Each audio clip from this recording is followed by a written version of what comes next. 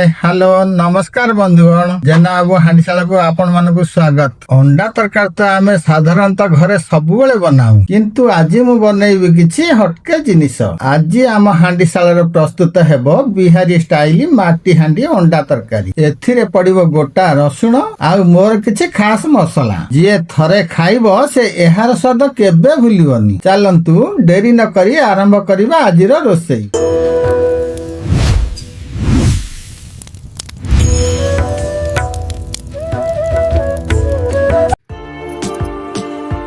देखंतु एठी मु 10टी अंडा को गरम पानी रे सिजेइबाकू बसई देइछि। एबे असंतु प्रस्तुत करिबा आजिर ताजा मसला। प्रथमे हेमदस्तारे किछि रसुण को छेचि नेबा। तापरे अदा आउ कंचा लंका को भी दरछेचा करिबा। एमिति छेचा मसला पकेइले तरकारी बासना पूरा ढाबा भलिया आसीबो। एई देखंतु एही प्लेट रे मु कटा पियाज सहित सेही छेचा अदा रसुण आउ लंका को सजेई के रखिछि। एहा सहित अछि हमर किछि गोटा मसला तेजपत्र लवंग गोलमरिच दालचीनी जायत्री आउ किछि सुखिला लंका। एबे देखंतु सिजा अंडा को चारिपटे मु छुरी रे एमिति कट मार्क देउछि। एमिति कले मसला पूरा अंडा भीतर को जीवो।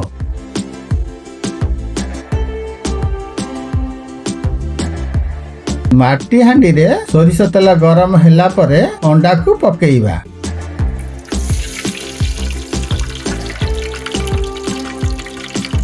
एथिरे टिके हळदी देई गोळेइबा।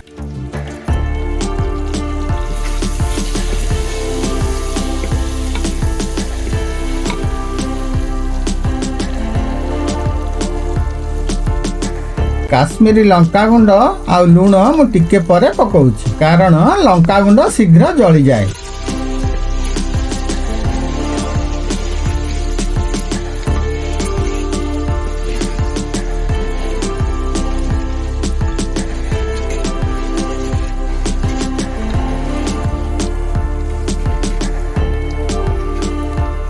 देखंतु अंडा पूरा लाल हेई भाजी हेई गलानी आउ कट मार्क गुड़िक केमते सुंदर देखा जाउछि। अंडा भाजी सारिबा परे सेही तेल रे मु गोटा मसला आउ जीरा फुटेई देउछि। एबे एथिरे पकेइबा सेही छेचा अदा रसुण आउ कंचा लंका। एबे पियाज पकेई भलो भाबरे कसिबा। पियाज टिके नरम हैला परे एई देखंतु बिहारी स्टाइल असली परिचय एई 3टी गोटा रसुण। एईटा तरकार स्वाद को पूरा बदलई देबो।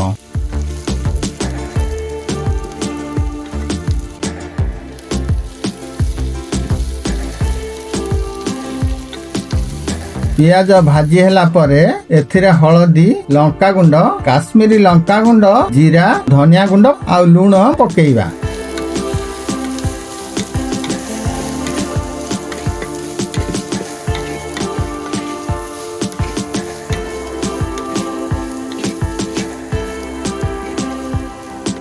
मसला जेमती न पड़िबो सेथि पई मु टिके टिके उषुम पानी देई कसुछि।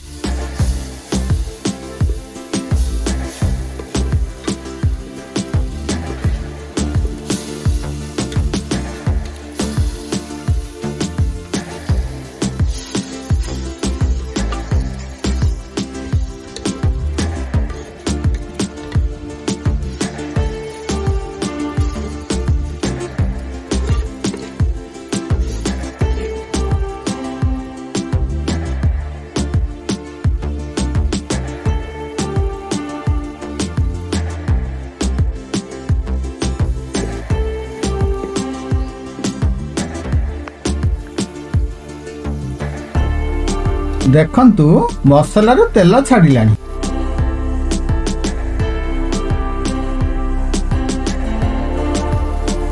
एबे ग्रेवी पाई पानी देबा।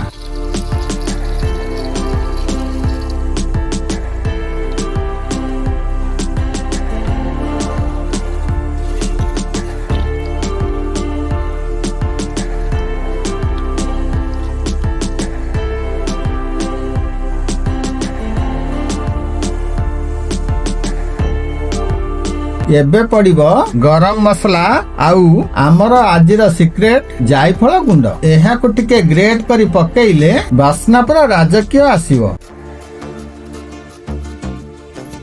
ଶେଷରେ କସୁରୀ ମେଥି ଦେଇ ଘୋଡେଇ ଦେବା।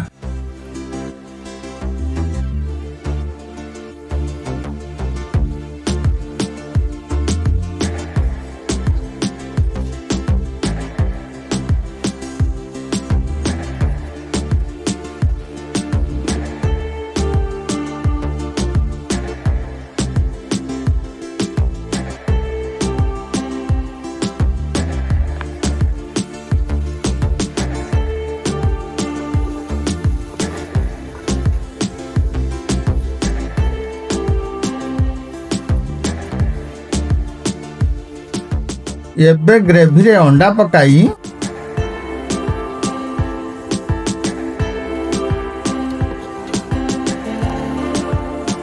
ଆଉ ଧନିଆ ପତ୍ର ଦେଇ ଘୋଡେଇ ଦେବା।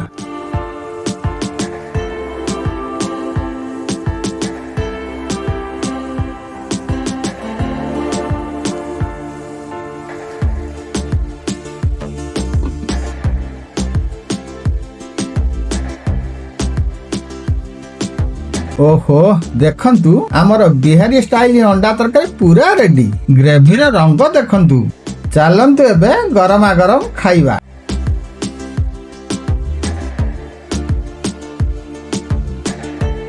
ଏବେ ଦେଖନ୍ତୁ ଏହି ଅଣ୍ଡାକୁ ମୁଁ ଯେଉଁ କଟ୍ ମାର୍କ ଦେଇଥିଲି ସେଥିପାଇଁ ମସଲା ପୁରା ଭିତରକୁ ଯାଇଛି। ଗରମ ଭାତରେ ଗ୍ରେଭି ପକେଇ ଅଣ୍ଡାକୁ ଗୋଟେ ବାଇଟ୍ ନେବା। ଅଣ୍ଡା ପୁରା ଜୁସି ହୋଇଛି ଆଉ ଜାଇଫଳର ବାସ୍ନା ପୁରା ମହକୁଛି। ଏବେ ଦେଖନ୍ତୁ ଅସଲି ମଜା। ଏହି ଗୋଟା ରସୁଣକୁ ଚକଟି ଭାତରେ ପୁରା ଗୋଳେଇ ଦେବା। ଏହାକୁ ଖାଇଲେ ଯାହା ସ୍ୱାଦ, ପୁରା ଲାଜବାବ। ଆପଣ ବି ଥରେ ଏମିତି ବନାନ୍ତୁ, ଦେଖିବେ ଘରେ ସମସ୍ତେ ଆପଣଙ୍କ ପ୍ରଶଂସା କରିବେ। ଭିଡିଓ ଭଲ ଲାଗିଲେ ଲାଇକ୍, କମେଣ୍ଟ ଓ ସବସ୍କ୍ରାଇବ କରନ୍ତୁ। ଦେଖା ହେବ ଆଗାମୀ ଭିଡିଓରେ। ଜୟ ଜଗନ୍ନାଥ।